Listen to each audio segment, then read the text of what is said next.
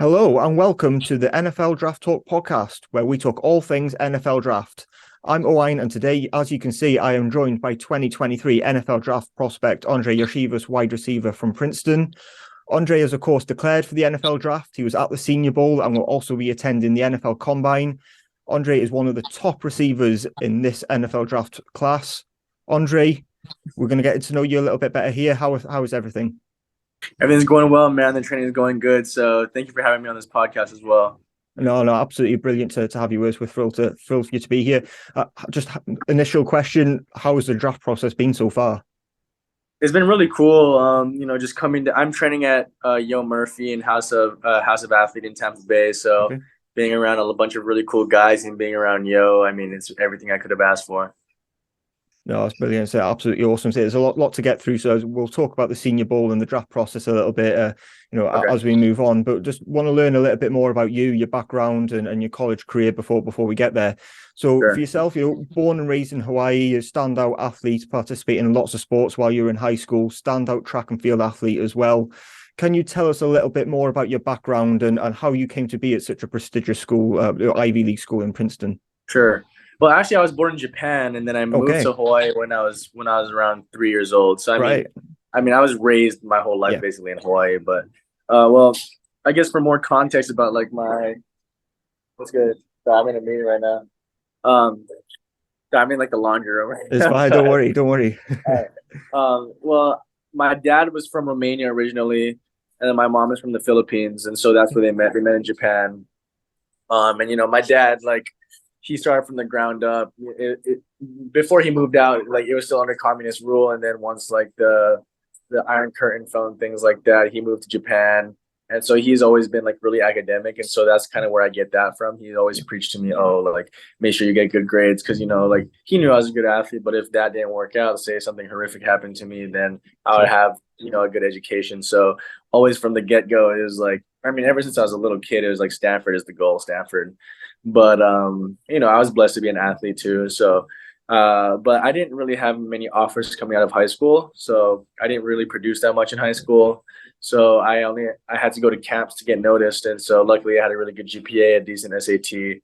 So I went to a Stanford camp actually. They offered me preferred walk on. But I mean I wasn't gonna do that. So I did an Ivy League tour, and I did like Princeton. I did Princeton, Brown, Yale, and Dartmouth, and then Princeton and Dartmouth. They both offered me pretty much on the spine. So I mean, Princeton is the best undergrad in the country, so I couldn't really deny that one. Right. When it comes to your background, that track background is really a huge part of you and a huge part of your story. Yeah. You must have a room full of medals because you've won so much in terms of on the track and on the field in high school and both at Princeton. You won the three-time Ivy League champion in the heptathlon, amongst a Yeah. host of all other awards. Uh, Mhm. how much has the track side of things influenced you as a player? Well, I think it's funny because I everyone's like, oh, I did like everyone thinks I did football on the side, or like Right. or did I do track on the side? Like, oh, what was the question? But I kind of just did track because I was good at it. Yeah. Like it was kind of just everything there came naturally to me, and so did football. But it's like I'm at the highest. I could be at the highest stage in both, and I'm blessed enough to do that. But both of them just come pretty naturally to me, I'd say. And so I think just being an athlete helps in both. I wouldn't say, Yeah. of course, track doesn't hurt football, but it's just like I guess more so the time away from football, maybe like the skill set, but my athleticism definitely, I mean, was helped by playing both. Yeah, of course. Does that mean that receiver's just the natural position for you then because of the skill set and how that translates to the position? Yeah, definitely. Just like speed, body control. And I think I'm going to be a lot quicker than people think too. So Right. they'll see that at the combine. Oh yeah, I look forward to Yeah. that. So, and Yeah. you posted the fastest ever 60-meter run in the NCAA heptathlon history last year, Mhm. 6.71 seconds, which is Yeah. absolutely unbelievable. And so that speed completely translates onto the field. We also Mhm. know about your athletics pedigree, as you just mentioned there. But how did you just mentioned there deciding between the two? Was there a decision to be made between football or track, or was it always football?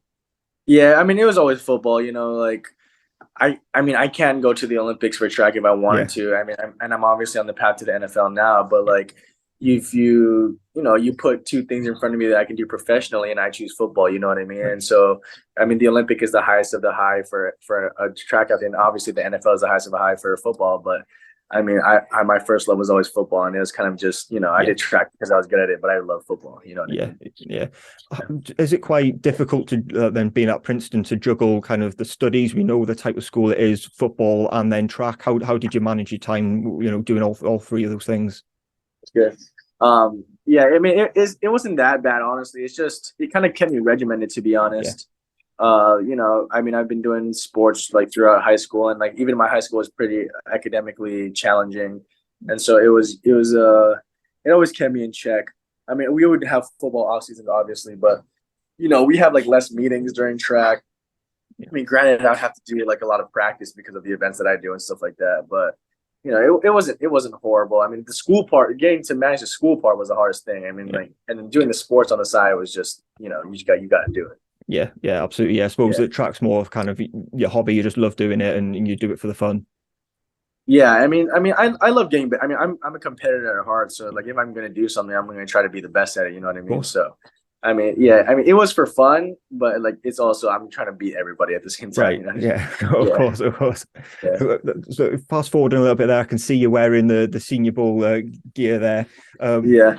Try and get into the Senior Bowl a little bit. So you were at the Senior Bowl, as I just said then, which we were lucky enough to cover. Great events, especially for small school prospects who we get a chance to Right. shine. How did that invite come about, and how did you find out? What was that like? Yeah, I mean, I was getting a lot of buzz. I mean, after the summer, I got put onto this freak list, like the Yeah, Bruce of Feldman's freak course. list, and I was 15th on there. And so that's when I kind of got a lot of media and like a lot of agents hitting me up. And, like the more people know about you, the more teams are going to be interested in you. And so I Yeah, guess kind of from that point on, the bowl games try to start to look at me. And then like middle of the season, I got like Shrine Bowl Player of the Week, and then I got the Reese's Bowl Player of the Week, like a couple, like 2 weeks after, I think. And so after that point, I kind of figured that I was gonna, get yeah. an invite. And then Jim Nagy came down and he Okay. visited my school and gave me like the invitation in person. So that was really cool. And yeah, seeing like my hard work pay off and like all my teammates being really happy for me was really cool. Yeah, just picking on something you just said. Then being on Bruce Feldman's freaks list, does that open up? Then was it all of a sudden it was just a burst of everyone wanting to speak to you because you were on that list? Yeah, pretty much. I mean, Yeah, they saw how fast I ran, and they see how much I can bench. And then you look at my tape from junior year too. I mean, I'm making really good catches. I'm doing what I need yeah, to do. So, I mean, it kind of just put me on the map. But I already had all the skills. yeah, yeah. Of course, yeah. And did you go into Senior Bowl week thinking that you had something to prove? Everyone's speaking about your track background, but I'm coming from Yeah, a smaller school, playing higher competition. Did you feel like you come in? Is it I'm going to put myself on the map here? yeah, definitely. I mean, this is the first time I would get to play against like FBS competition, Power Right. Five guys, and so I was trying to show them that, even coming from the Ivy League, I mean, I can hold my own and I can do well. Yeah, yeah, So it's really absolutely. cool. Yeah, it was a really good week for yourself. Obviously, a really intense week as well. You're going between practices, meeting with NFL teams, and your own Yeah, meetings with the coaches. What do right. you think was the thing that you learned the most from being in Mobile? I mean, just I really like the one-on-ones, honestly. I mean, Yeah, like the plays, you just have to learn the plays and repeat them and get comfortable with it. But just the one-on-ones, like we don't really do one-on-ones at Princeton all that often. And so I haven't run a one-on-one in maybe 4 years. And so it was weird because it was a kind of like practice for me, but kind of like yeah, everything's on the line at the same time. And so, but I mean, I was just every rep I was learning something, and so I really learned how to use or like try to. I start to realize how much of my height, weight, speed like really factor in, like because every little thing matters against these of guys. You know course. what I mean? So you kind of learn like through that. Yeah, yeah, really fine margins. Obviously, you were being coached by NFL coaches while you were there as well. What was that like? How different was that to what you'd experienced before? I mean, it's similar. I mean, football is football. You know what I Yeah, mean? Like, I guess just the thing behind it all, like in the back of my mind is, there's money on the line. of It's course. just this is where you ascend. But Yeah, I mean, the coaching was similar. Just head coach trying to prep you up, and then your position coach is like going over film, just learning plays. Yeah. yeah, yeah. They weren't too hard on you. Yeah, no, no. I mean, they know the situation you're in. I mean, Yeah. they try to break it down a little bit, but I mean, it's not crazy. Yeah, yeah. Was that exactly what were your expectations? Is that exactly what you expected from the week? The days were a little bit longer than I expected, Right. but everyone's doing it, so you got to Yeah. figure out a way to get through. So Yeah. Got to yeah, do what you got to do. Obviously, exactly. while you were there, you were meeting with NFL teams, at the Senior Bowl, and that's a huge part of the week, and just being able to connect with all the staffs and the teams. What Definitely. was it that you were hearing from them in terms of what was it that they were saying that they liked about your game, and just what was it like being in those meetings? Because it must have been a little bit surreal being sat around with NFL staff. Yeah, it was super cool. You get to talk to like scouts from every single team, Yeah. so it's a good experience to like get your name in their system, even if they don't have you. But I mean, I would say just uh, they try to ask you some questions about yourself. They try to get to know you, try to watch some film and see if you understand your offense and like certain situations and what you would do in certain situations. So that was pretty cool. I mean, I just like hearing feedback in general, whether it's my game or like the way I play. But Yeah. there's some teams that seemed more interested in me than others, obviously. Yeah. But I mean, I'm just trying to get drafted. So Yeah. whoever takes me, I'll be trying my hardest at that spot. No, absolutely. I mean, you'll be having questions all the time about your speed, but did they pick up on any other aspect of your game that they really liked? Yeah, I mean, they like my hands. Yeah, I mean, I forget what percentage my drop rate was this year, Right. but I had a really low drop percentage. And I catch well in traffic. Yeah. So I mean, my yards after catchability is really good too. Yeah, no, that's brilliant. No, looking at the who else was there at the Senior Bowl, trying to get a couple of names from you here. There were some seriously good prospects down there. The players who you went up against, Yeah. who do you think was the most difficult to face? Who did you have really good battles with in those one-on-ones? Well, the person I went against the most was Tyreek Stevenson from Yeah, Miami. We had some good battles. I think I got him on a double move, and then I caught a ball over him, but I only got 1 foot in bounds. And then I hit him with another little stutter on the left yeah, side, yeah, and then it was incomplete. So that was probably like my favorite battles. yeah. Also, I wish I went against Juju more Right. from Kansas State. We went Yeah, against each other one time, like in the release drills, but we didn't really get any one-on-one reps against each other. But yeah. we all trained together actually, so it was really fun. Okay, yeah, and that's Julius Yeah. Brents from Kansas State, right? Oh yeah. Sorry, Yeah, Julius Brents. yeah, Yeah, yeah. sorry. No. And of the other receivers, was there anyone in your group that you thought this guy's for real? Yeah, Tank was pretty good. Yeah, I mean, he's small, but he's you're good. He's super twitchy, good hands, and great release package. You could tell he's just like working on his craft a bunch. right. And that's what I can't wait to do too. Like once I just focus on football, just working on my craft constantly. Yeah, no, of So course. yeah, And there's fast forwarding a little bit, talking about the combine, which is coming up around the corner, just in a few days. Really, it's another big milestone in the NFL draft process, and it's another big stage for you to go out and impress on. How are you feeling about the combine, and how are your training and preparations going for that? Yeah, it's going really well. I mean, I can't have asked for a better facility to train at Yo Murphy's, and I'm with a bunch of really fast guys, a bunch of really quick guys. So me, I'm always trying to see how they're doing something. I'm trying to get little things from each person that might be better than me in a certain aspect or something that I can work on. So if you're around greatness, you're always you're gonna become great. And so I mean, I've been training really well too, and so I'm just hoping that all comes together at the combine. No, absolutely. We've mentioned your track background. With all the athletic testing drills, are you feeling good about them? And what do you think we can expect from you when it comes to the testing?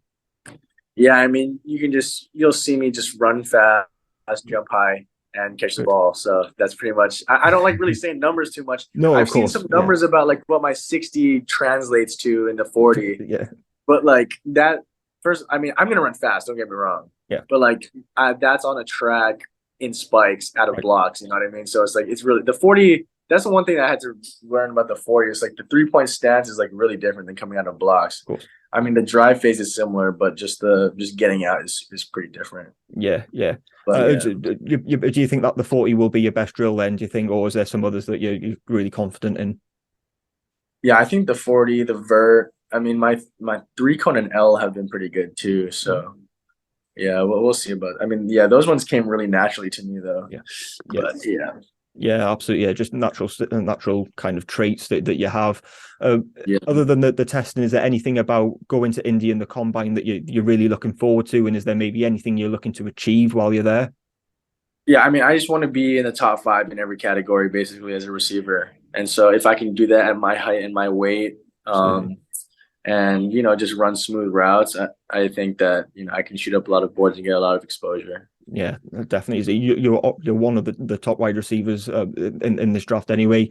So there's no doubt that that'll improve your draft stock. We're coming towards the end here now, so just the last couple of questions from me, Sure. really. Just how excited are you to make it to the NFL, and what will that mean both to yourself and to your family? Yeah, I mean, it's a little bit crazy. I'm a kind of guy that like lives in the present moment a lot of times. So like I don't really think about my situation. I kind of Yeah, just go with the day and just move forward. But I look back on it thinking like how I came out of high school with only 2 offers and kind of thinking like, oh, maybe I guess I will. Maybe the NFL isn't, because that was my dream as a kid. yeah, Just looking at Julio Jones, looking at Megatron, like I want to be right. like those guys. Like, and then after high school, I was like, oh, maybe it's not as big of a dream as I thought it could be, or like as much of reality as I thought it could be. Um, but then, in college, it was a little bit of a slow start. But after my junior year, I was kind of like, oh man, like this could be really real. I'm killing these dudes out here. And then my senior year, obviously, like I just killed everybody. But I mean, for me personally, like as an athlete, like I know you're not supposed to make like your athletic abilities your identity. But I mean, at this point in your life, it is somewhat like who I am. Like I Yeah, pride myself on being an athlete. I pride myself on being, the best athlete that I can be at the highest position and trying to get to that highest point. So for me, it'd be very gratifying, but it's only the first step. And you know what I mean? So I have to take everything with a grain of salt, like getting here, I can't, take the foot off the gas pedal, you know what I mean? And to my family, like they've been supporting me. My mom and my dad have been supporting me, as long as I can remember. And, yeah, my dad really he sees like his vision coming to fruition, right. basically, like, oh, like you went to Princeton as a backup, but like I always knew that you're gonna be this athlete, you know what I mean? So yeah, it's gonna be really awesome, like for me and my family. Brilliant. And have you thought about are you going to be surrounded with them? When it comes to the draft, we see a lot of people head home when we Yeah. see that on the TVs. Is that something you'll Mhm. do? You'll be surrounded by your family when you're waiting for that call? Yeah, definitely. I was I'm trying to think about where I should do my little celebration, like if I should Yeah, do it at Princeton or if I should do it in Hawaii, because I would have to fly out like really soon yeah, after. So that flight from Hawaii would be super far. But my immediate family would be really close, yeah, would be with me, obviously. But yeah, I mean it's just as long as they're there with me and my girlfriend, then yeah. it would be all good. No, that's awesome. Final question for me. You touched on it a little bit there with Julio Jones and Megatron. Who or what NFL player would you say that you watch the most and try to model your game on the most? Well, when I was younger, it was Julio Jones and Megatron Yeah, for sure. Like I was like, wow, like those guys are just supreme athletes. Like I want to be like them. And then right now, I would say it's AJ Brown. yeah. Strong, physical, fast, good hands, and just a great receiver. He can run with the ball in his hands, and I feel like he has everything. Right, right.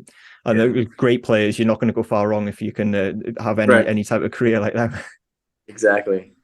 Andrei, absolutely. Thank you very much for coming on. That's absolute pleasure to speak to you, and for me and the listeners to get to know you a little bit better.